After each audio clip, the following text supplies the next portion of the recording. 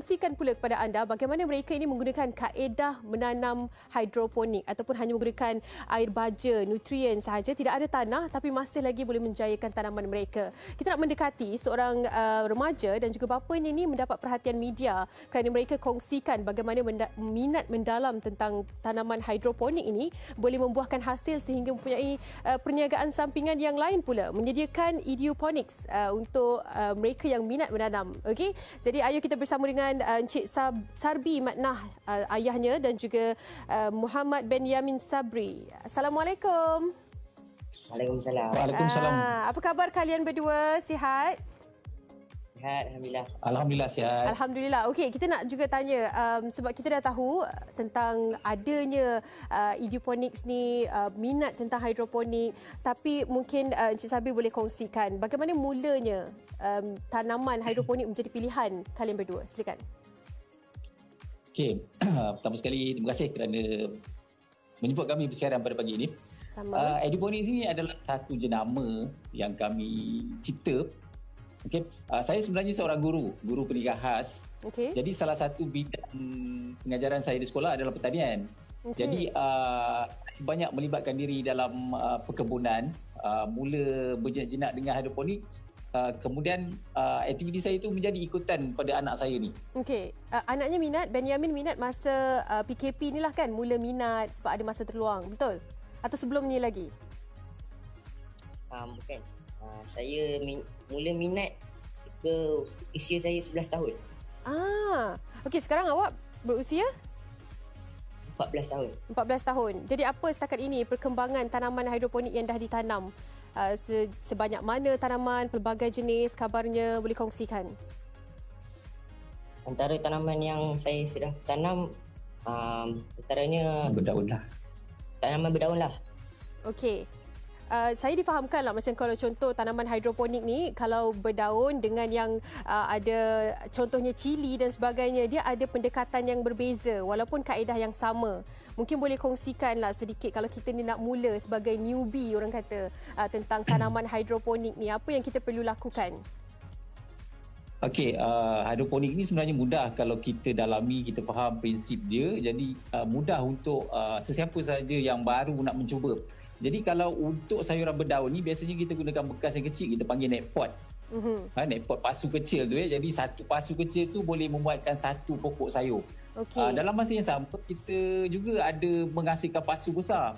Okey, di pasaran memang ada pasu besar, jadi kita letakkan media yang banyak dan lebih besar untuk pokok berbuah. Pokok berbuah, timun dan sebagainya. Okey, kalau contoh yang menggunakan media yang digunakan kokopit, gunakan tanah ada guna untuk hidroponik ini? Kita tak gunakan tanah, kita gunakan kokopit, perlite, hydroton, sponge, wool. Tapi kami sebenarnya mencari yang murah dan orang kata mudah untuk orang kata pengguna. Kalau mahal, kalau menghasilkan satu pokok pun kosnya lebih tinggi, baik kita beli di pasar kan. Betul. Jadi kami cuba membantu orang kata orang yang baru berminat nak memulakan hidroponik ni mendapatkan orang kata sayur dengan kos yang murah. Antara banyak-banyak media yang boleh digunakan yang mengurangkan kos lah orang kata. Contohnya seperti apa? Sama ada wool ataupun kokopit, sabut kelapa. Ini ada dua cara kalau hidroponik ni. Pertama sekali semai terus. Kalau semai terus tu kami suka guna kokopit lah.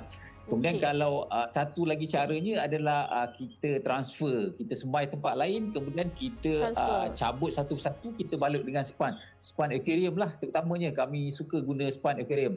Tetapi baru-baru ni dalam PKP ni adik Benyamin ada membuat orang kata satu inovasi lah. Inovasi pun orang kata mencipta satu produk. Okey, yang memang kami gelarkan memang hidroponik lah. Hidroponik maksudnya education. Hidroponik for education. Jadi dia mencipta satu botol. Idea ni orang kata datang ketika kami mengecat mural di sekolah lah kan. Dibantu saya mengecat mural di sekolah. Jadi ada bekas terpakai. Bekas tongcat tu. Jadi kami berbincang mengatakan bahawa bekas itu boleh menjadi satu bekas hidroponik khusus untuk pembelajaran di sekolah. Benyamin, Benyamin punya idea, kita tahu yang ada starter kit lah kan untuk mereka yang minat tanaman hidroponik ni, betul tak? Okey, mungkin boleh ceritakan apa yang boleh kita dapat daripada kit itu dan perniagaan ini, bagaimana sambutannya. Benyamin kongsi sedikit. Apa yang boleh kita dapat dengan set itu, kita boleh belajar menanam tanaman sayur seperti pokok sawi. Sambutan sayur baik yang tak? berdaun. Ramai tak yang beli? Dengan lebih mudah. Ramai. Panduan ada.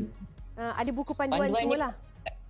Panduannya kami telah pun meletakkan di YouTube. Kami. Jadi segala panduan orang semua boleh periksa dan orang boleh tahu bagaimana cara untuk tanaman hidroponik. Okey, mungkin sedikit daripada Encik Sabri, bagaimana kalau orang mungkin nak mula minat tentang tanaman hidroponik ni, secara ringkasnya pesanan apa yang kita perlu tahu, apa yang kita perlu elakkan. Silakan. Okey, saya sendiri pun orang kata masih lagi belajar dan terus belajar. Anak saya pun lebih lagi lah. Sebenarnya hidroponik ni kita kena terus mencuba try and error sampai serasi dengan cara kita sendiri. Kita tak boleh nak nafikan cara itu betul ataupun cara itu salah. Sebenarnya hasil, orang kata penghujungnya tu yang sebenarnya yang menunjukkan cara kita betul. Jadi kepada sesiapa saja yang baru mencuba,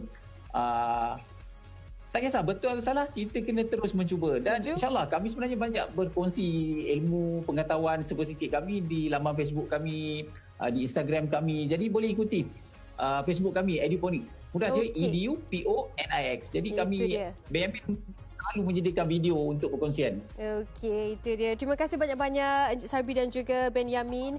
Kita harapkan semoga berjaya untuk Eduponics ni.